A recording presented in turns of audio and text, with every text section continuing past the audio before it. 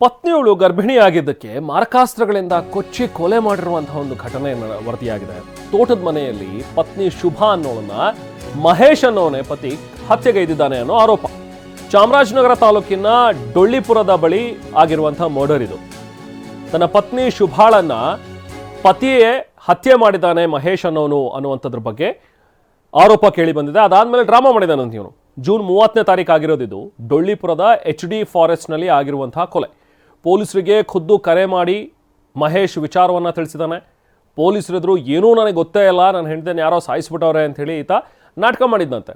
Next ಮಹೇಶನ shirt ಮೇಲಿದ್ದಂಥ ರಕ್ತದ ಕಲೆ ಏನಿತ್ತಲ್ಲ, so ಅದ ಸುಳಿವನ್ನು ಇಟ್ಕೊಂಡು ಪೊಲೀಸರು ನೆಕ್ಸ್ಟ್ ತನಿಖೆ ಮಾಡಿದಾಗ ಗೊತ್ತಾಗಿದೆ ಮಾರಕಾಸ್ತ್ರಗಳಿಂದ ಇವನೇ ಕೊಚ್ಚಿ ಕೊಲೆ ಮಾಡಿದಾನೆ ಅನ್ನುವಂಥದ್ರ ಮೇಲೆ ಈಗ ಅದೇ ಆರೋಪಕ್ಕೆ ಸಂಬಂಧಪಟ್ಟಂತೆ ಈಗ ಮಹೇಶ್ನನ್ನು ಅರೆಸ್ಟ್ ಮಾಡಿದ್ದಾರೆ. ಅರೆಸ್ಟ್ ಮಾಡಿ ಜೈಲಿಗಟ್ಟಿದ್ದಾರೆ ಪೊಲೀಸರು. ಚಾಮರಾಜನಗರದ ಪೂರ್ವ ಠಾಣೆಯಲ್ಲಿ ಪ್ರಕರಣ ದಾಖಲಾಗಿದೆ. ಅಧಿಕಾರಿ ಹಾಗೂ ನಮ್ಮ DSP ನಾವು ಎಲ್ಲ ಸ್ಥಳಕ್ಕೆ ಹೋಗಿ ಪರಿಶೀಲನೆ ಮಾಡಿದಾಗ ಒಂದು ಮಹಿಳೆ ಅಲ್ಲಿ ಕೊಲೆಯಾಗಿ ಬಿದ್ದಿರ್ತಕ್ಕಂಥದ್ದು ಗೊತ್ತಾಯಿತು. ಅವರ ಹೆಸರು ಶುಭಾ ಅಂತ, 38 ವರ್ಷ. ಗಂಡನ ಹೆಸರು ಮಹೇಶ್. ಪ್ರಕರಣಕ್ಕೆ ಸಂಬಂಧಪಟ್ಟಂತೆ ವಿಚಾರಣೆಯನ್ನು ನಡೆಸಿದಂಥ ಸಂದರ್ಭದಲ್ಲಿ ಈ ಮಹಿಳೆಯನ್ನು ಕೊಲೆ ಮಾಡಿರ್ತಕ್ಕಂಥದ್ದು ಆಕೆಯ ಗಂಡನಾದ ಮಹೇಶ್ ಅನ್ನುವಂಥದ್ದು ವಿಚಾರಣೆ ವೇಳೆ ಗೊತ್ತಾಯಿತು.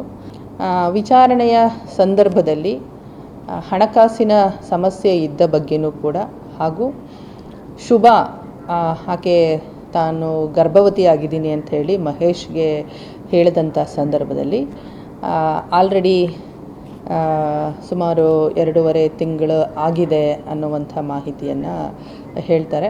ಆ ವಿಚಾರವನ್ನು ಯಾಕೆ ಮುಂಚೆನೇ ಹೇಳಿಲ್ಲ ಅನ್ನುವ ವಿಚಾರದಲ್ಲಿ ಅವರಿಬ್ಬರ ನಡುವೆ ಜಗಳ ಆಗಿತ್ತು ಅನ್ನುವಂಥ ವಿಚಾರವನ್ನು ಆತ ಹೇಳಿದ್ದಾನೆ. ಅದರಲ್ಲಿ ಈ ಪ್ರೆಗ್ನೆನ್ಸಿ ಬಗ್ಗೆ ಅವನಿಗೆ ಅನುಮಾನ ಇತ್ತು ಅನ್ನುವಂಥ ಒಂದು ಮಾಹಿತಿ ಅಲ್ಲದೆ, ಆ ಮಗುವನ್ನು ಉಳಿಸ್ಕೊಳ್ಬೇಕು ಅಂತ ಹೇಳಿ ಆತನಿಗೆ ಇಷ್ಟ ಇರಲಿಲ್ಲ ಅನ್ನುವಂಥದ್ದು. ಬಟ್ ಆ ಮಹಿಳೆಗೆ ಆ ಮಗುವನ್ನು ಉಳಿಸ್ಕೊಳ್ಬೇಕು ಅನ್ನುವಂಥ ಒಂದು ಇಚ್ಛೆ ಇದ್ದಿದ್ದರಿಂದ ಅವರ ನಡುವೆ ಜಗಳ ಆಗ್ತಾ ಇತ್ತು. ಹಣಕಾಸು ಮತ್ತು ಈ ಕಾರಣಕ್ಕಾಗಿ ಆತ ಆಕೆಯನ್ನು ಕೊಲೆ ಮಾಡಬೇಕು ಅಂಥೇಳಿ ವ್ಯವಸ್ಥಿತವಾಗಿ ಯೋಜನೆಯನ್ನು ರೂಪಿಸಿ ಈ ಕೊಲೆಯನ್ನು ಮಾಡಿರ್ತಕ್ಕಂಥದ್ದು ಕಂಡುಬಂದಿದೆ.